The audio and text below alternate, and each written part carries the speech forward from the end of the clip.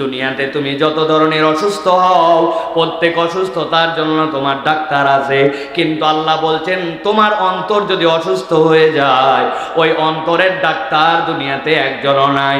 তোমার হাতের চুলকানির ডাক্তার আছে, পা ভেঙে গেছে ডাক্তার আছে, তোমার যদি কোনো ধরনের নিউরোর প্রবলেম হয় ডাক্তার আছে, চোখের ডাক্তার আছে, কিন্তু আল্লাহ বলছেন তোমার যদি অন্তর ঠিক না হয়, তুমি উপরে যাই হও না কেন, আল্লাহর কাছে তুমি জান্নাতের সার্টিফিকেট পাবে না। এই কোরআন শুনতে আসলে আমাদের জন্য কিছু লাভ আছে, ঠিক কিনা? কিন্তু আমরা জানি না। আজকে একটু জানার চেষ্টা করি, দেখেন তো আল্লাহ কি বলছেন।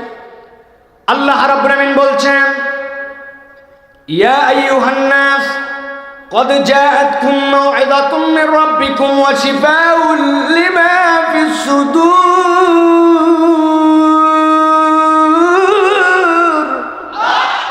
আমার রব্বুল আমিন বলছেন, ও আমার হাবিব, আপনি কিয়ামত পর্যন্ত মানুষের কাছে জানায় দেন, ইয়া আইয়ুহান নাস, দুনিয়ার যত মানুষ তোমাদের কাছে বলা হলো, কদ জাআতকুম মাউইযাতুম মির রাব্বিকুম, আল্লাহর পক্ষ থেকে তোমাদের কাছে একটা মাউইযা এসেছে, ওয়াজ এসেছে, আল্লাহর পক্ষ থেকে তোমাদের কাছে একটা প্রেসক্রিপশন এসেছে।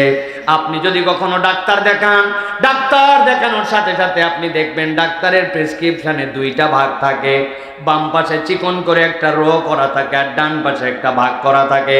বাম পাশের রোর মানেটা আপনি বোঝেন না, কিন্তু ডাক্তার আপনার রোগের বৃত্তান্ত শুনে শুনে সেখানে কি কি আপনার রোগ তার ইন্ডিকেশন করেছে, আর ডান পাশে আপনার জন্য যে প্রেসক্রিপশন করে দিয়েছে, খেয়াল করলে দেখবেন ওই প্রেসক্রিপশনের মধ্যে ঔষধের নাম, ঔষধের পাওয়ার, ঔষধটা দিনে কয়বার খাবেন আর ঔষধটা কতদিন পর্যন্ত আপনার চলবে, এইটা ওই ডান পাশে প্রেসক্রিপশনের মধ্যে লেখা থাকে, ঠিক কিনা? আমার আল্লাহ রাব্বুল আমিন বলছেন, কদ জাআতকুম মাউইযাতুম মির রাব্বিকুম ওয়া শিফাউল লিমা ফিস সুদুরি ওয়া হুদাও ওয়া রাহমাতুল লিল মুমিনিন।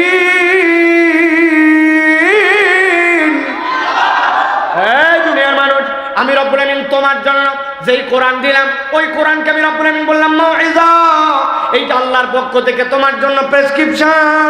বান্দা, তোমার কতদিন পর্যন্ত এই কোরআনুল কারীমের পিছনে থেকে জান্নাত পর্যন্ত যাওয়ার জন্য কি কি পদ্ধতি লাগবে, আল্লাহ বলছেন কিয়ামত পর্যন্ত নাগত মানুষের জন্য আমি কোরআনের মধ্যে এটা দিয়েছি।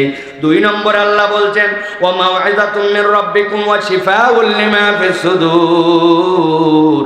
দুনিয়াতে তুমি যত ধরনের অসুস্থ হও, প্রত্যেক অসুস্থতার জন্য তোমার ডাক্তার আছে, কিন্তু আল্লাহ বলছেন তোমার অন্তর যদি অসুস্থ হয়ে যায়, ওই অন্তরের ডাক্তার দুনিয়াতে একজনও নাই। তোমার হাতের চুলকানির ডাক্তার আছে, পা ভেঙে গেছে ডাক্তার আছে, তোমার যদি কোনো ধরনের নিউরোর প্রবলেম হয় ডাক্তার আছে, চোখের ডাক্তার আছে, কিন্তু আল্লাহ বলছেন তোমার যদি অন্তর ঠিক না হয়, তুমি উপরে যাই হও না কেন, আল্লাহর কাছে তুমি জান্নাতের সার্টিফিকেট পাবে না। অতএব জান্নাতের সার্টিফিকেট পেয়ে তুমি যদি ফিট মানুষ হতে চাও, তাহলে আল্লাহর কাছে তোমাকে কোরআন দিয়ে ওই ফিটনেস নিতে হবে। মাঝে মাঝে আমি উদাহরণ দেই, গভীর মনোযোগে খেয়াল করেন।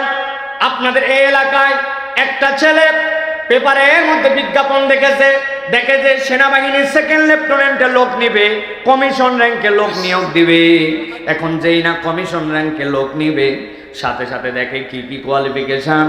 1 নম্বর কোয়ালিফিকেশন হচ্ছে ওই ব্যক্তিকে 5 ফিট 6 ইঞ্চি লম্বা হওয়া লাগবে। 2 নম্বর তার যোগ্যতা, এসএসসি এবং এইচএসসিতে কমসে কম 2nd ডিভিশন পাওয়া লাগবে। 3 নম্বর তার কোয়ালিটি, থানার থেকে তার ক্লিয়ারেন্স লাগবে, ফৌজদারি কোনো মামলার মধ্যে তার নাম নাই। আর 4 নম্বর তার যোগ্যতা হচ্ছে কমসে কম ওই মানুষটাকে শারীরিকভাবে ফিট হতে হবে। ওই ছেলে যেই না কাগজ পেয়ে গেছে, পাওয়ার পরে দেখে বাপরে বাপ, বলছে এই জায়গাতে উভয়টাতে 2nd ডিভিশন, আমার উভয়টাতে তো গোল্ডেন প্লাস। সাথে সাথে এরপরে বলছে যে 2 নম্বরে কি, 2 নম্বরে তার জন্য যোগ্যতা চাইছে 5 ফিট 6 ইঞ্চি লম্বা হওয়া লাগবে। এই বেটা 6 ফিট, থানা ক্লিয়ারেন্স তার বাপ দাদার জন্মে, কারো থানায় তার নামে বিচার নাই। আর শারীরিকভাবে দেখতে শুনতে এত সুন্দর। ওই ছেলে আবেদন জমা দিয়ে দিছে, ধরেন সাভার ক্যান্টনমেন্টে তাকে ডাক দিছে, অমুক তারিখে তোমার কাগজপত্র নিয়ে হাজির হবা। ওই ছেলে ওই তারিখে কাগজপত্র নিয়ে হাজির হয়ে গেছে। হাজির হওয়ার পরে এখন যেই লোক তার পরীক্ষা করবে, প্রথমে বলছে তোমার সার্টিফিকেট দেখাও। সার্টিফিকেট দেখে দেখে বাপরে বাপ, চাইছিলাম সেকেন্ড ডিভিশন, এই বেটা দুইটাতেই ফার্স্ট ডিভিশন। সার্টিফিকেট ওকে, এবার থানার ক্লিয়ারেন্স দেখাও। থানার কাগজ যেই না চাইছে, থানাতে দেখে থানা তাকে বলছে বাপ দাদার জন্মে তার কোনো ফৌজদারি মামলা নাই, ক্লিয়ার। এবার বলছে বেটা যা, যাওয়ার পরে হাইট মাপ দে। ও যেই না হাইট মাপতে গেছে, ওই বরাবর একটা দড়ি দেওয়া আছে 5 ফিট 6 ইঞ্চি, কিন্তু এই বেটা তো 6 ফিট লম্বা, ওর নাক বরাবর বাইতে গেছে। বলছে ব্যাক কোলে এত লম্বা, নিচ দিয়ে যা। নিচ দিয়া পার করে দেওয়ার পরে বলছে জামা কাপড় খোলো। যেই না জামা কাপড় খোলাইছে, জামা কাপড় খোলানোর পরে এবার বলছে সামনে দিকে হাত দুইটা সোজা করো। যেই না বলছে সামনে দিকে হাত দুইটা সোজা করো, হাত দুইটা সোজা করছে। ডান হাতটা টনটনা সোজা, কিন্তু বাম হাতের 4টা আঙ্গুল অল্প একটুখানি বাঁকা। এখন যেই লোকর পরীক্ষা নেয়, ওই বলছে এই ব্যাক কল, বাম হাতের নখ বেঁকা কেন, বাম হাতের নখ সোজা কর। ও বলছে স্যার এর থেকে বেশি সোজা হয় না, জন্মের পরের থেকে আমার হাতের বাম হাতের 4টা আঙ্গুল একটু বেঁকা, তাছাড়া আমার পুরা শরীর ঠিক। বুঝে থাকলে বলেন আপনারা। উভয়টাতে ফার্স্ট ডিভিশন, 6 ফিট লম্বা, থানা ক্লিয়ারেন্স বরাবর। কিন্তু ওই ছেলেটার যদি বাম হাতের 4টা আঙ্গুল একটু বাঁকা হয়, সেনাবাহিনী থেকে ওই লোকটাকে ভর্তিতে নিবে। আমার আল্লাহ রাব্বুল আলামিন বলছেন, ভালো করে বোঝো, ইয়া আইয়ুহান নাস কদ জাআতকুম মাউইযাতুম মির রাব্বিকুম ওয়া শিফাউল লিমা ফিস সুদুরি ওয়া হুদাও ওয়া রাহমাতুল লিল মুমিনিন।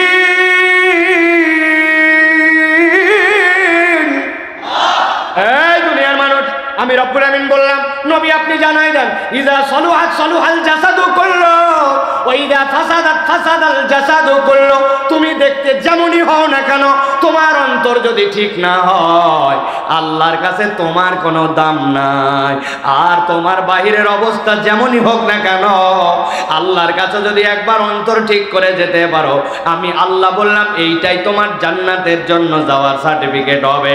আর জান্নাতে যাওয়ার এই সার্টিফিকেট অর্জন করার জন্য আল্লাহ বলছেন কোরআন ছাড়া আর কোনো বিকল্প নাই।